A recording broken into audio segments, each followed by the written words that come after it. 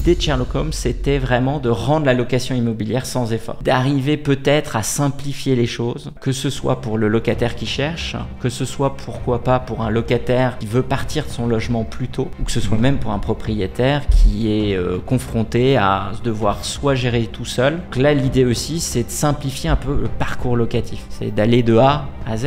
Donc on intervient sur tout ce cheminement-là. Donc je crois que plus on est compétitif, plus on a d'outils, plus on aide les gens, plus on crée en fait un capital de confiance avec les clients, plus on peut dans l'avenir à la fois progresser, continuer. Si on est une société établie mais qu'on ne prend pas le meilleur des deux mondes, je pense qu'effectivement dans quelques années ça sera plus compliqué. Et puis le risque de pas fusionner un peu ces deux mondes, c'est que si on crée de toutes pièces en étant un acteur physique de l'immobilier, il peut se passer la même chose que dans des compagnies aériennes. Moi je dis souvent, on est low cost, on le devient pas. Si on n'est pas comme une PropTech et qu'on essaye de le devenir, c'est beaucoup plus compliqué, les process en interne, etc. Et donc c'est là où les deux mondes sont assez complémentaires.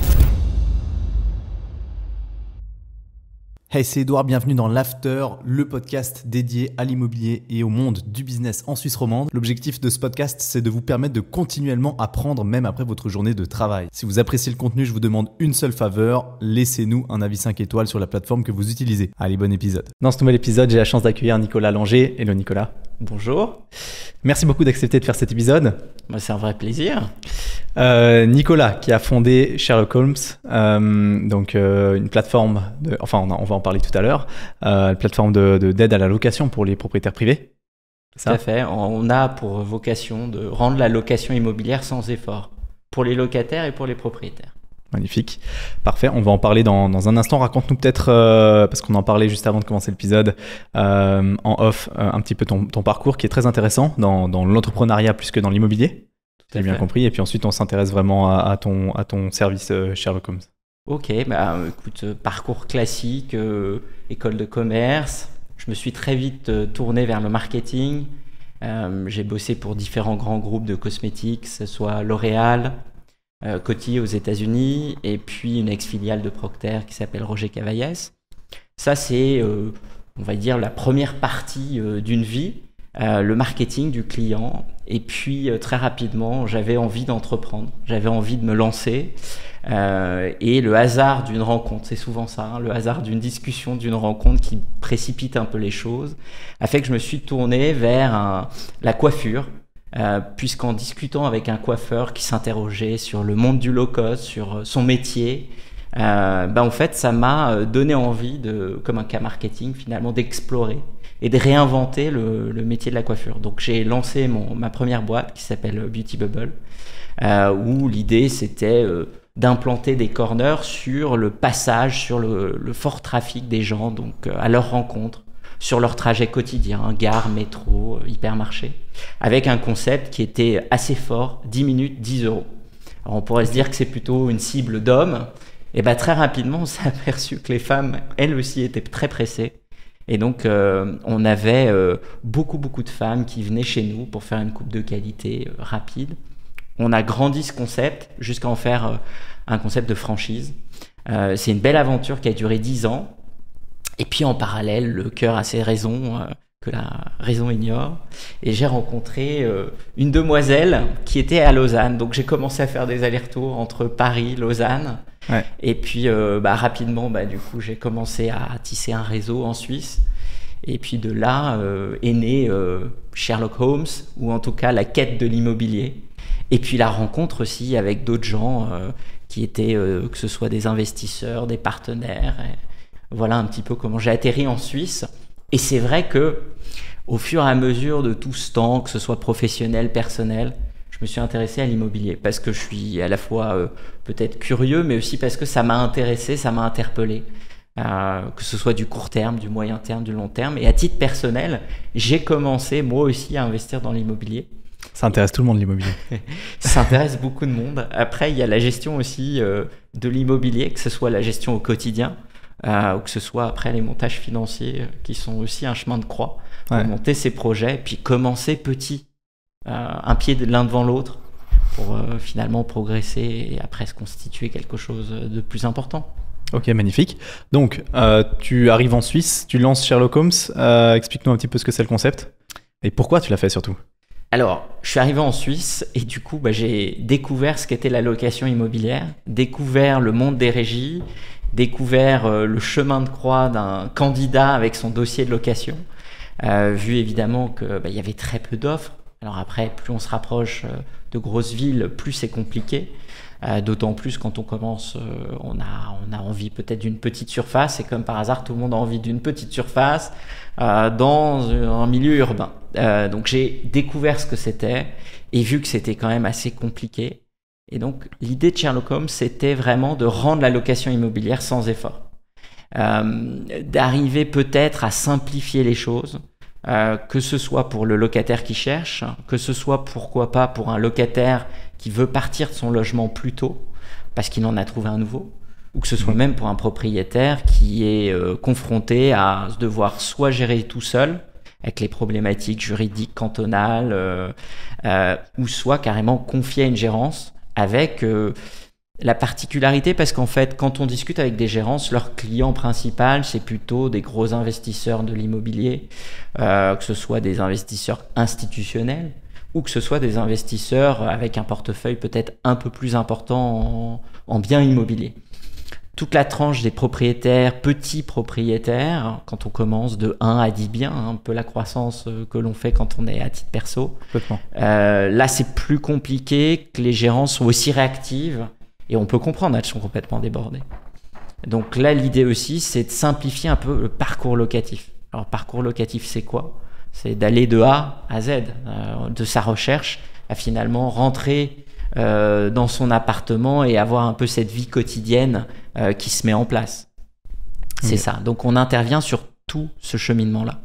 Ok, donc autant pour le propriétaire que le locataire au final. Tout à fait. Et en digitalisant à 100%. C'est-à-dire, ça veut dire quoi digitaliser ? Grand mot. Grand mot savant, ça veut simplement dire rendre les choses vraiment accessibles en ligne et pas avoir un parcours qui soit un moment papier ou digital avec une rupture et un moment où on repasse par du papier. Donc je crois que là, l'idée, c'est tout au même endroit. Une seule plateforme pour tout faire.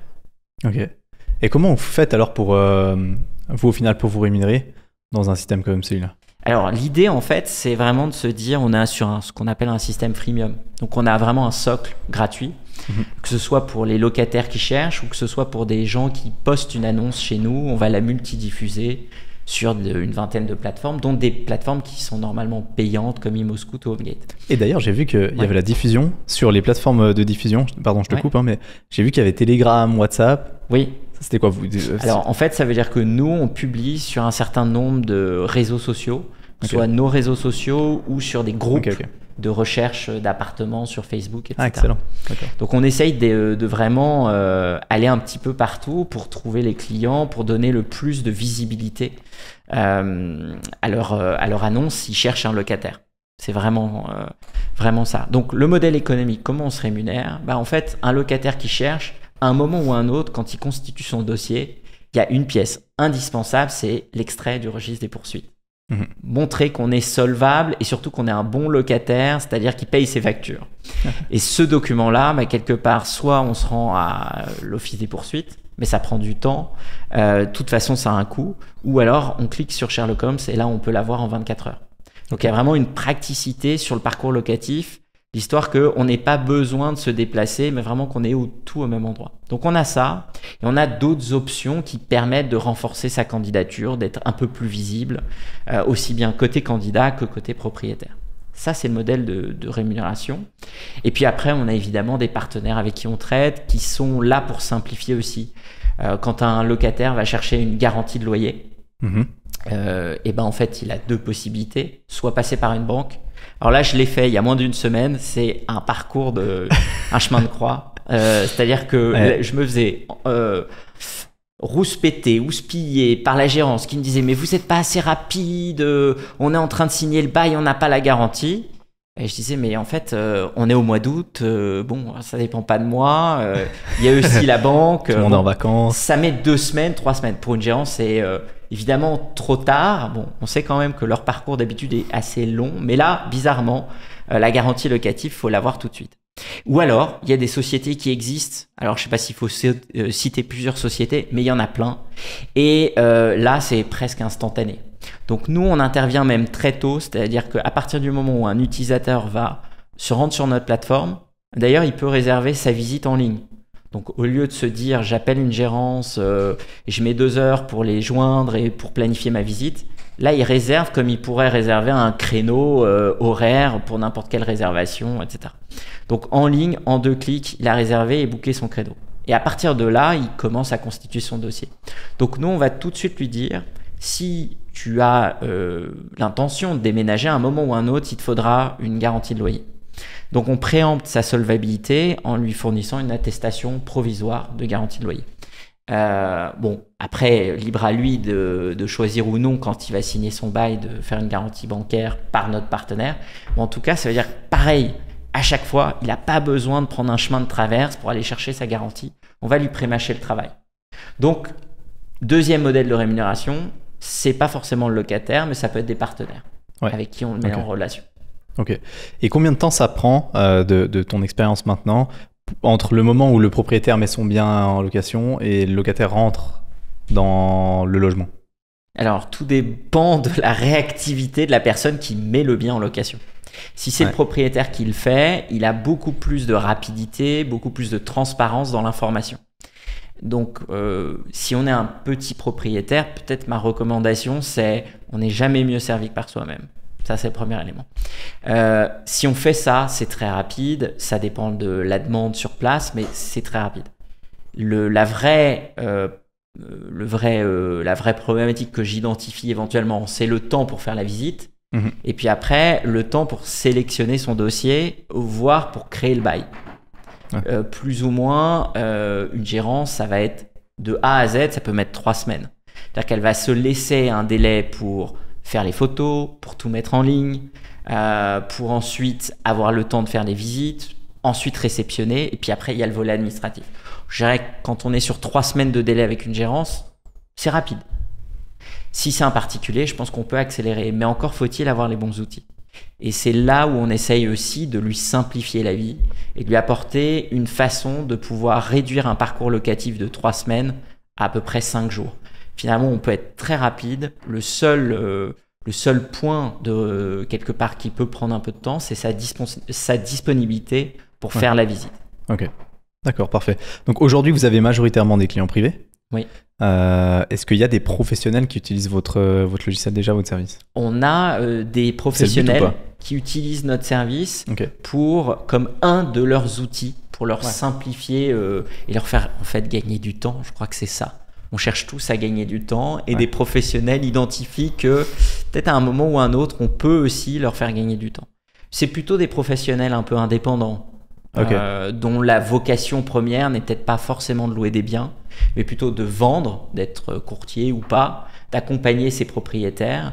Et dans le cadre de cet accompagnement, ils veulent un peu les fidéliser. Et donc là, nous, on intervient, on leur dit, finalement, cette partie locative, vous prendrez peut-être un peu de temps, mais avec notre outil, on peut vous simplifier les choses. Ok, parfait. Cerise sur le gâteau, c'est gratuit pour le propriétaire. Ouais, c'est vrai. Donc, admettons, moi, je suis propriétaire privé. Et je suis donc propriétaire de mon appartement, 2 pièces et demie, centre-ville de Morges. Tout à fait. Que tu connais bien. Qu'est-ce que je fais? C'est quoi les étapes avec Sherlock Holmes pour mettre mon bien immobilier, mon appartement en location? Alors, avec nous, il n'y a qu'une étape. C'est aussi simple que ça, c'est de créer son bien sur la plateforme. Et il n'y a pas de on va vous faire une démo ou il faut qu'il y ait quelqu'un qui vous appelle, etc. En fait, il faut entrer sa carte de crédit. Même pas. Donc on démarre tout de suite par créer le bien. Ouais. Après, on aura une possibilité d'être aidé par un service client qui accompagne les gens. Mais en fait, la personne, elle peut le faire tout de suite. Je pense que ça prend 5 minutes de créer un bien. Et à partir du moment où on appuie sur Play, toute la mécanique se met en place. C'est-à-dire qu'en fait, on va diffuser l'annonce sur tout un tas de plateformes, ImmoScout, HomeGate, etc. On va centraliser les demandes. On aura les disponibilités de la personne pour faire la visite. Donc, la réservation, le booking va être immédiat.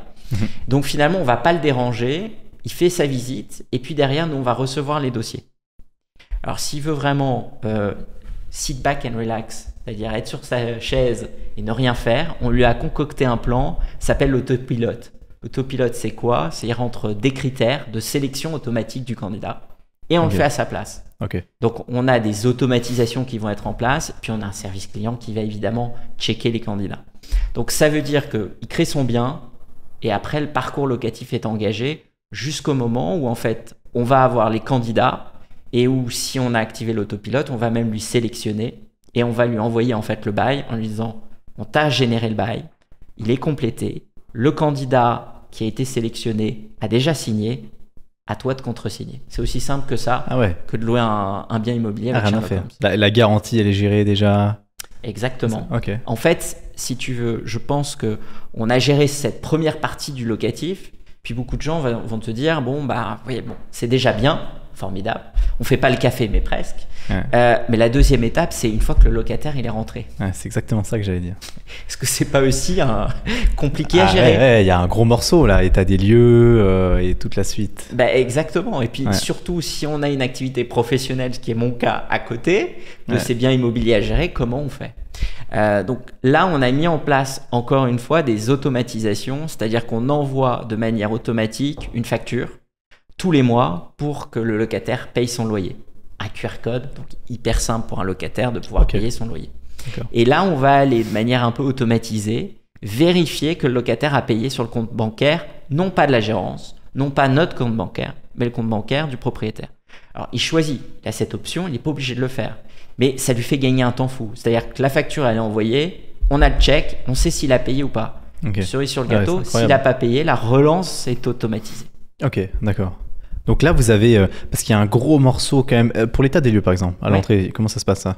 Alors, quand un locataire rentre, suivant les cantons, on parlait de spécificité cantonale. C'est là où, je reviens peut-être sur le point du bail, générer un bail de manière automatisée en fonction du canton, ça nous a pris un peu de temps, mais on l'a fait.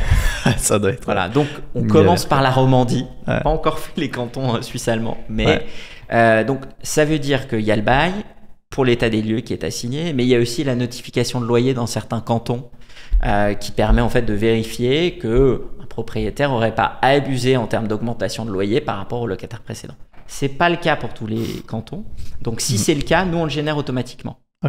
Donc l'état des lieux, c'est ça. Après, nous on va avoir un modèle d'état des lieux qui est pas encore complètement digitalisé. Cette partie-là, pour l'instant, on sait que le propriétaire va encore avoir la main dessus, mais ça sera une deuxième partie. Donc, on fournit un état des lieux classique, un modèle qu'il peut ou non utiliser.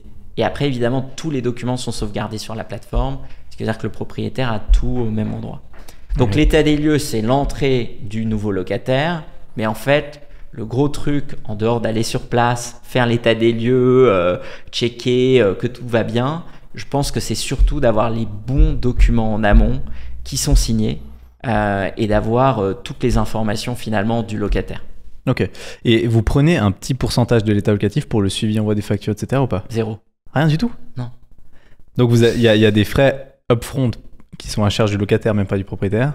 Et ensuite, après, vous... Exactement. En fait, on se dit continuez de travailler, mais vous n'êtes pas rémunéré. On se dit quoi? On sait qu'en Suisse, on a un pourcentage de ce qu'on appelle la rotation, le turnover des locataires. Donc forcément, à un moment ou un autre, si le propriétaire il est content du service, il peut être arrivé sur la plateforme, utiliser le service juste pour la facturation automatique, etc. parce que le bien est déjà loué. Donc on les invite, propriétaires, à venir tout de suite sur la plateforme, pas obligé d'attendre le changement de locataire. Mais ça veut dire qu'au changement de locataire, s'il est content de l'expérience, en fait, tout est au même endroit. Il y a juste un bouton à appuyer, donc il sera content. Donc on se rémunère, oui, à un moment précis, mais on part du principe que si leur relation avec les propriétaires, elle est de confiance, ils nous feront confiance sur la longue durée, en fait. Ah bah bien sûr. C'est vraiment ça. Ah, c'est incroyable. Donc moi, je suis propriétaire privé, je peux passer par vos services. Vous faites tout à ma place, j'ai rien besoin de faire. Sauf la visite, signer l'état des lieux. Et encore, pourquoi pas externaliser à un moment ou un autre la visite si des clients le souhaitent. On peut tout imaginer. Ou une visite par visio. Voilà, tout à fait. Et cerise sur le gâteau, je paye rien. Paye rien, Mais il y a un gros problème qu'on a encore oublié.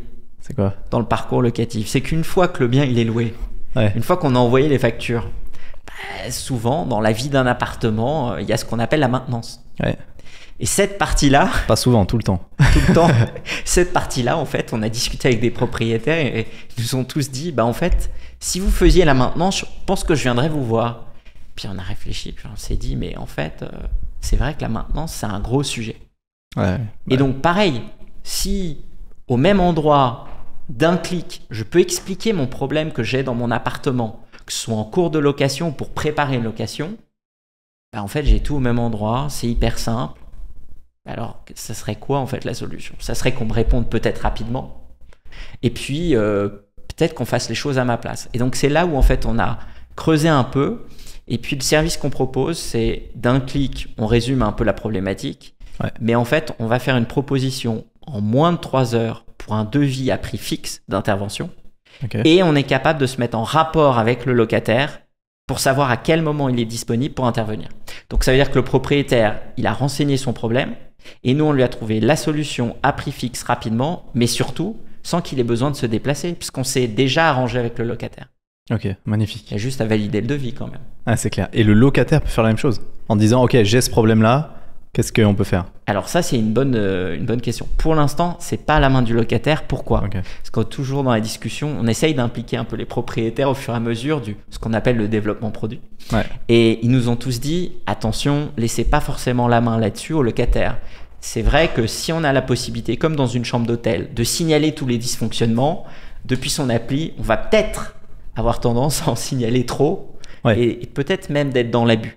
Donc là, pour l'instant, c'est plutôt à la main du propriétaire. Mais on peut imaginer que dans le futur, on aurait un genre de filtre et en fonction de la demande du locataire, bah, si c'est quelque chose qui doit être pris en charge par le propriétaire, ça part côté propriétaire.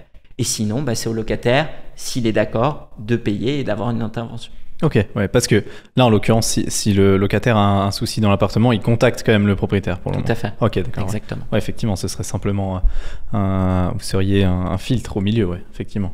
Tout à fait. Ah, magnifique. Donc, et on a, alors, peut-être une autre chose, c'est qu'on a mis en place un service client depuis le début pour aider les locataires. Et on s'est dit que ce service client, il devait être ouvert 7/7. Ouais. Et on a commencé comme ça. Et donc, on a beaucoup de demandes, beaucoup de gens qui nous appellent. Et on pense que beaucoup de propriétaires, peut-être, ne veulent pas gérer eux-mêmes parce qu'ils n'ont pas envie d'être en relation directe avec le locataire.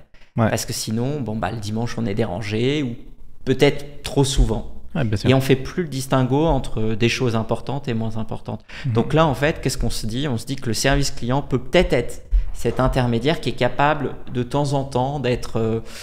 je sais pas, un peu, pas neutre, mais en tout cas au milieu pour temporiser les choses. Ah ouais, ouais, c'est clair. Parce que l'investissement passif dans la tête d'un propriétaire, un petit propriétaire privé comme ça, c'est tous les petits propriétaires privés comme ça qui font des premiers investissements entre 1 et 10 appartements. Effectivement, ils ont un peu peur de la gérance à cause des frais. Ils sont proches de leur appartement, ils connaissent par cœur parce qu'ils en ont qu'un, ou 2, ou 3, qui savent exactement comment ça fonctionne, qui est dedans, etc. Donc c'est rien à voir avec un institutionnel. Mais ils ont peur du temps que ça va leur prendre pour la gestion. Ça, et puis aussi le stress. C'est-à-dire que même si on sait qu'on peut retrouver un locataire parce que le marché est tendu, de savoir qu'un locataire a déjà donné son préavis, un peu qu'il soit dans les délais. Donc du coup, bah, on se dit, oulala, c'est encore du travail pour moi. Donc, si on a en fait déjà le bien, bah, il suffit de rappuyer sur un bouton, tout le process se remet en place. Ah, magnifique. Ça, c'est le premier élément. Deuxième élément, je pense que la gestion, effectivement, que tu évoquais, elle est un peu vite insupportable. Plus tu multiplies les biens, pour peu que tu aies une vie personnelle, professionnelle un peu occupée. Maintenant, il y a une autre chose, c'est qu'en fait, et c'est là où le fait que ça soit en ligne, le fait qu'on essaye de simplifier, on n'a pas forcément besoin d'être appelé par téléphone. Et donc, la joignabilité, l'espèce de non-transparence que peut-être des propriétaires ont vécu avec une gérance. Là, en fait, il peut tout piloter au bon endroit. On appelle ça une console, un dashboard. Ouais. Et donc, il a à la fois tous les voyants, puis il sait qui a payé, qui n'a pas payé. Il a en fait l'accès à l'information en temps réel 24/24. Et ça, je pense, c'est assez rassurant. Ça diminue aussi le stress. Donc, si on sait que c'est pris en main, qu'on a la visibilité des choses, que finalement, un locataire qui part, c'est pas insurmontable, que le volet administratif, on va nous aider. Je pense que ça donnera peut-être envie à d'autres gens de se mettre dans l'investissement locatif finalement. Ah, complètement, ouais. Si on facilite le process, c'est sûr. Est-ce que aussi d'un point de vue légal, maintenant juridique, parce que c'est un gros morceau, hein, le droit du bail, comme tu l'as dit avant, donc vous arrivez à naviguer à travers les spécificités cantonales, notification, pas de notification, etc. Comment est-ce que ça fonctionne si jamais le loyer n'est pas payé? Quand vous envoyez la facture, vous faites un rappel, c'est toujours pas payé. Est-ce qu'ensuite vous enchaînez mise en demeure, recommandé, etc. ou pas? Alors là, tu évoques le service plus qu'il faudrait développer. Tout à fait. Alors aujourd'hui, on s'arrête à 2 relances. Pourquoi? Parce qu'on sait qu'après, c'est l'intervention soit de documents légaux, d'une procédure, ou ça peut être de temps en temps le fait de communiquer entre propriétaires et locataires. Ça peut venir aussi de temps en temps là. Donc on ne sait pas s'il faudrait automatiser vraiment le process. On laisse au bout de 2 relances. Je pense que là, il faut que le propriétaire prenne le relais. Cela étant, c'est tout à fait quelque chose d'envisageable de faire un service juridique, juriste avec assistance, qui puisse éventuellement renseigner la chose. Mais on veut quand même pas aller pour l'instant là-dessus parce qu'il y a quand même de temps en temps une responsabilité qui vient du propriétaire et qui vient peut-être d'une mauvaise communication. Donc si on automatise trop, on sait bien que un procès, une procédure, ça vaut jamais une meilleure entente. Souvent, on peut régler les choses par la discussion. Je crois que c'est plutôt ça qu'on veut favoriser. Ouais, alors tout à fait. Entre un propriétaire privé et seul avec son appartement et son locataire, les deux se connaissent, ouais. Après, possible, de toute façon, la partie juridique, on a les éléments, on sait qu'on peut éventuellement proposer un service qui aiderait les gens. Voilà, on va se faire step by step. Ouais, non, complètement. Non, mais c'est déjà très bien. Qu'est-ce que tu vois, toi, maintenant que tu es dedans tout le temps, comme problématique sur le marché du logement en Suisse, ou comme friction il peut y avoir pour les locataires, pour les propriétaires, pour ce genre de location? Alors, il y a plusieurs choses. Quand on est locataire, on a parlé du parcours du combattant. En dehors du parcours du combattant, c'est vrai que si on a fait une postulation pour avoir un bien, très souvent, en fait, la gérance ou le propriétaire, il n'en fait rien de cette postulation, de ce dossier. Et donc, le locataire, il doit recommencer. Donc, nous, on se dit plutôt que de faire ça, on va essayer peut-être de lui proposer d'autres biens. Ouais. Donc, ça, c'est plutôt quelque chose qui, pour le locataire, pour le candidat, est intéressant. Après, on a vu que clairement, le locataire, son expérience de la location, elle n'est pas bonne. Donc ça, c'est globalement. Ça, c'est quand on parle d'expérience client, moi qui viens un peu de ce milieu du marketing où le client doit vraiment être chouchouté, on comprend pas pourquoi le locataire, c'est pas vraiment le client. Le propriétaire est un client, propriétaire institutionnel est encore un plus gros client, mais un particulier, un locataire, finalement, c'est pas un client. Nous, on pense que si. Donc ça, c'est une première chose qu'on a remarqué. Après, on a remarqué que, bien sûr, le marché est tendu. Le marché est d'autant plus tendu, on en parlait tout à l'heure, suivant le nombre de pièces qu'on recherche. Donc, si on est sur une fourchette basse ou moyenne en termes de loyer, on aura beaucoup de gens en face. Ouais. Et je crois que le locataire, ce qui peut être frustrant, c'est qu'il a vécu une mauvaise expérience. Il a donné un dossier dans le vide. Il a vraiment donné tous ses comptes bancaires. On ne peut pas faire plus que de renseigner là-dessus. Et derrière, il a l'impression qu'on n'en fait rien. Et voire même, il ne sait pas comment l'appartement lui a échappé. Pourquoi on a choisi un autre plutôt que lui. Donc, je pense qu'il le vit un peu comme une frustration. Et le marché étant plus compliqué aujourd'hui, plus tendu, il n'a pas forcément la main. Je crois que c'est ça qu'on a remarqué. Ok, ouais, complètement. Aujourd'hui, vous êtes combien chez Sherlock Holmes? Alors aujourd'hui, on est 3 personnes, mais on a des gens qui travaillent avec nous, qui sont des gens 100% dédiés, qui nous accompagnent et qui sont en fait des experts dans chaque métier. On parlait de marketing, on est des gens experts sur cette partie-là. On parlait de gens pour améliorer le produit. On a des experts donc, sur l'expérience client, ce qu'on appelle l'UI, l'UX, des choses pour améliorer la plateforme sans cesse, en continu, pour faire en sorte que les locataires comprennent le plus facilement possible, qu'on améliore leur expérience, mais aussi que pour le propriétaire, on puisse aller un cran plus loin. Ok. Et c'est quoi vos objectifs à court terme, moyen terme? Notre objectif... Déjà, vous fonctionnez partout en Suisse romande alors, hein? Alors, on a démarré avec la Suisse romande et puis maintenant, on commence à avoir des biens immobiliers alloués sur la Suisse alémanique. Okay. Donc, on va dire qu'on s'étend progressivement. Le dernier service qui est cette aide à la gestion locative sans effort finalement, là, pour l'instant, c'est la Suisse romande. L'idée après, c'est progressivement d'adapter canton par canton en fait. Ok. Donc les objectifs à moyen terme, c'est... Moyen terme, je pense que c'est de pouvoir simplifier déjà la vie locative pour les locataires et pour les propriétaires, et puis après d'aller un cran plus loin pour les propriétaires, d'être capable finalement de parler au plus de propriétaires possible pour leur simplifier leur vie. Ok. On parlait en off tout à l'heure, tu m'expliquais qu'en France, c'était beaucoup plus, les personnes traitaient beaucoup plus et géraient beaucoup plus leurs biens immobiliers qu'en Suisse. Personnellement. Donc, votre service, jusqu'à combien de biens vraiment est-ce que vous gérez parfaitement la problématique? Aujourd'hui, on n'a pas mis de limite. Okay. Aujourd'hui, on sait qu'une dizaine de biens, c'est gérable. Okay. Par expérience, on sait qu'après, on veut catégoriser un peu les choses. Il suffit peut-être de créer plusieurs comptes utilisateurs. Mais globalement, aujourd'hui, on est capable de les traiter. Ce qu'on n'a pas pour l'instant, c'est la capacité de dire, voilà, tous ces biens-là, je les catégorise dans un immeuble, on les traite comme des biens séparés.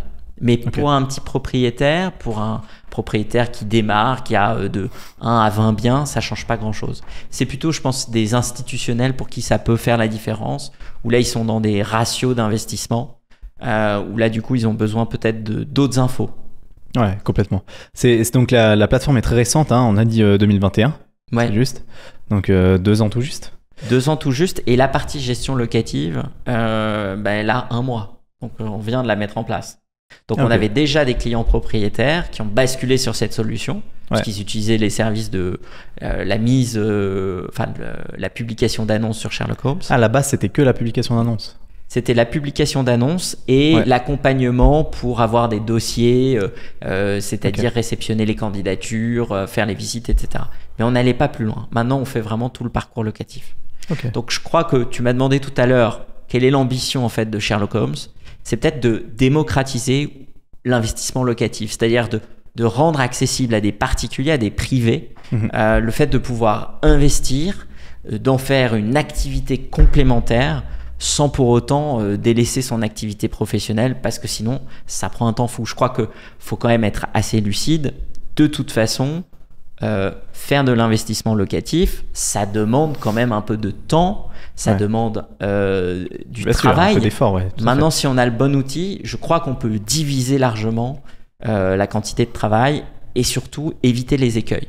Tu parlais des écueils juridiques. C'est vrai que si on est un néophyte de l'immobilier, on peut commettre vite des impairs et se retrouver dans une procédure avec un locataire qui serait mal intentionné ou alors qui se dit je peux prendre la brèche. C'est clair.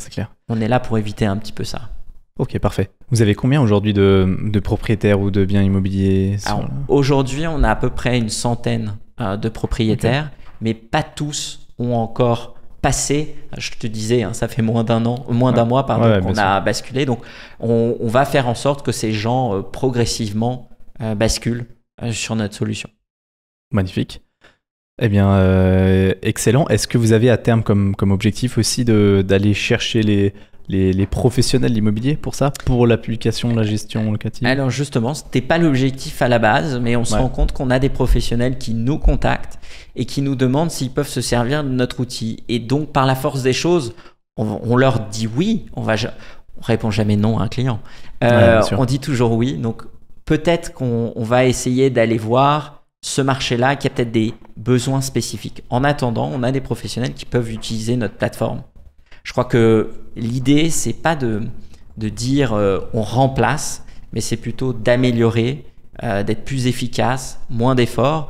Et s'il y a des professionnels, ils peuvent très bien prendre notre solution et apporter peut-être cette dimension conseil, cette dimension peut-être un peu plus investissement, locatif, etc. Je crois que les gens ont besoin de conseils. Et ça, c'est quelque chose qu'on ne peut pas automatiser. C'est peut-être quelque chose de complémentaire. Finalement, nos deux univers se rejoignent. S'ils regardent mes vidéos, ils ont des conseils. Exactement. Est-ce que... Moi-même, je regarde tes vidéos. Ah, merci beaucoup. Faites comme Nicolas. Regardez mes vidéos. Vous faites quand même un petit peu partie d'une PropTech. Hein. Je sais pas comment tu vois ça, mais directement, vous êtes très orienté tech dans l'immobilier. Donc, exactement. C'est un domaine qui a très peu bougé en Suisse pendant longtemps. C'est arrivé aux États-Unis, ça s'est développé en France. Je pense que tu l'as vu en France d'ailleurs. En Suisse, ça commence à suivre maintenant. J'ai eu l'occasion d'ailleurs de faire plusieurs épisodes avec pas mal de PropTech. Comment est-ce que tu vois l'évolution de tout ça, de la liaison entre la technologie et l'immobilier dans un domaine qui, effectivement, l'immobilier qui est assez lent, avec pas mal d'inertie, quand même l'idée par des personnes qui sont bien expérimentées, qui n'ont pas forcément besoin de ça parce qu'elles ont le réseau, elles ont les informations. Comment est-ce que tu vois ça par rapport également peut-être avec ton expérience en France? Alors, il y a plusieurs choses. La première, c'est que tu l'as dit, en fait, ça c'est vraiment arrivé en Suisse et maintenant j'ai l'impression que ça essaime de partout. Ouais. Les PropTech en Suisse, il y en a beaucoup et ça, tant mieux. Il n'y a pas si longtemps, je faisais un salon en Suisse et un autre à Paris et on voyait le nombre en termes de différence, c'était flagrant. Le rent. Ouais, exactement. Ouais, tu y vas? Ah, j'étais là cette année, ouais. Bon. Et donc ça se développe de plus en plus. Moi, je vois ça d'un bon œil. C'est-à-dire qu'à la base, on en a parlé, mon parcours, c'était pas forcément de la tech. Et maintenant, la connaissance produit fait qu'on est un produit purement tech. Ouais. Je vois ça de manière assez complémentaire. Je crois que les gens aujourd'hui qui faisaient de l'immobilier ont tous compris qu'il y avait un intérêt à soit s'allier, soit peut-être monter sa propre PropTech en se disant si je dois être disrupté un jour, autant que ça soit par moi. Ouais. Ou autant que j'ai un peu maîtrisé la chose. Donc il y a beaucoup de gens, y compris dans le Valais, qui sont très dynamiques là-dessus et qui du coup se sont dit en fait il faut encourager un peu ces initiatives et je pense que du coup en termes d'investissement, si on devait regarder les métriques, il y a eu beaucoup de PropTech dans lesquels les gens ont investi. Ouais. Donc ça c'est plutôt bien.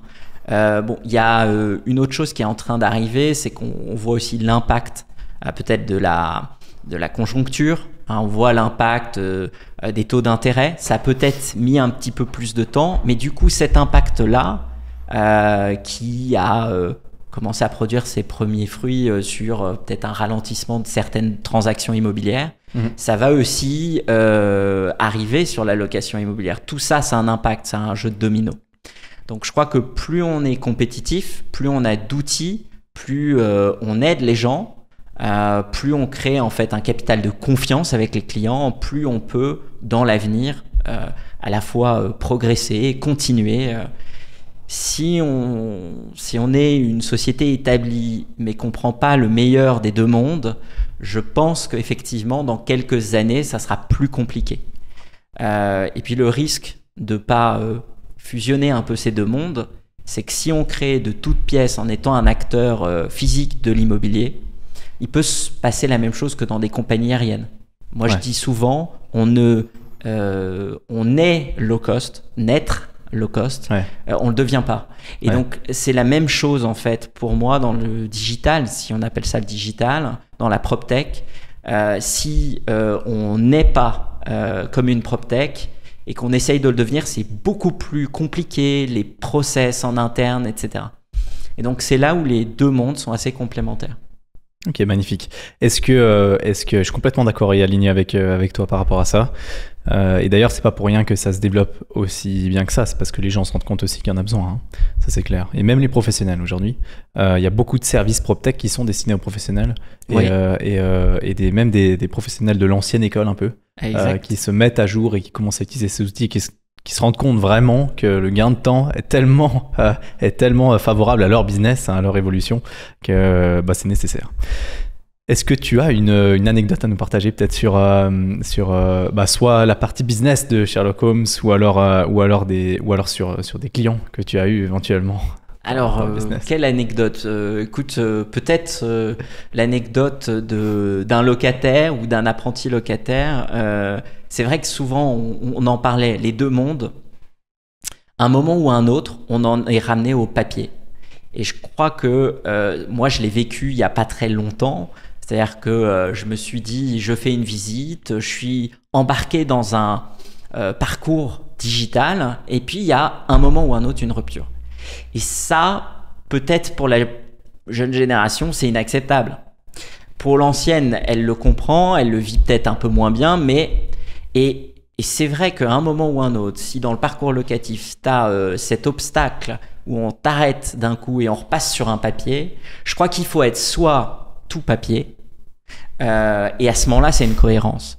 Mais si à un moment ou un autre, tu commences sur du digital, tu dois finir digital. Ouais. Et c'est vrai que quand moi je l'ai vécu, tu parlais d'une anecdote, je fais une visite, l'appartement me plaît, et on me dit allez sur internet parce que j'ai plus de papier sur moi. Donc là on se dit ah bah c'est bien, c'est un geste citoyen, donc allez sur la plateforme. Je vais sur la plateforme, mais en fait c'est un formulaire qui n'est pas complétable en ligne, qu'il faut imprimer. Donc on imprime du papier finalement, qu'il faut scanner, retourner par email. Enfin, on a des incohérences. Ouais. Donc, et nous, même quand on a cherché à faire cette gestion locative pour les propriétaires, eh ben, écoute, quand on a travaillé avec des conseils, ils nous ont tous dit, mais pourquoi vous ne faites pas signer le bail en papier ? Alors on s'est dit, non mais attendez, je crois que vous n'avez rien compris. On ne peut pas être papier. L'idée, c'est justement de ne pas avoir de cassure dans cette chaîne. Et on a tout fait pour pouvoir proposer un bail en signature électronique, en ligne, avec le conseil qui va avec. Ok, magnifique. D'un point de vue juridique, ça pose pas de problème, ça ? Non, okay. non. C'est Parfait. Des procédures différentes quand c'est du papier ou du digital. Mais de la même manière, tu fais un contrat... Alors après, on va peut-être pas rentrer dans le juridique du contrat avec la signature et quel degré de signature. Mais aujourd'hui, je crois qu'on fait beaucoup de choses en digital, beaucoup de signatures. Voilà, il y a des moments où il faut bien verrouiller les choses, ça c'est clair. Mais on peut déjà faire tellement de choses en se simplifiant ce process papier. Donc voilà, mon anecdote, c'est ce process papier au milieu d'une expérience digitale. Je me suis dit, je pense que là, on a quelque chose à faire. C'est clair. Bon, bah Nicolas, merci beaucoup pour cet épisode très intéressant. Je vous souhaite le meilleur avec Sherlock Holmes pour la suite. Ça a l'air de bien se développer. En tout cas, j'ai hâte de voir comment ça va évoluer. Voilà, on a un détective privé. Alors, on l'écrit pas pareil, hein, Sherlock Holmes. Non, c'est Sherlock Holmes, comme les maisons. Mais on est des détectives privés de l'immobilier. On essaye d'aider les gens, quoi. Bah, magnifique. À très vite. Merci. Ciao.